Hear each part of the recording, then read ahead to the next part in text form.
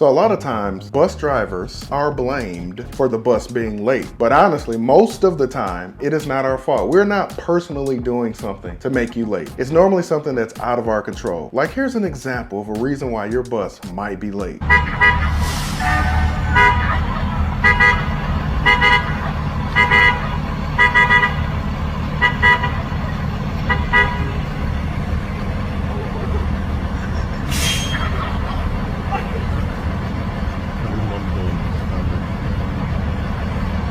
Estoy que no voy para nada.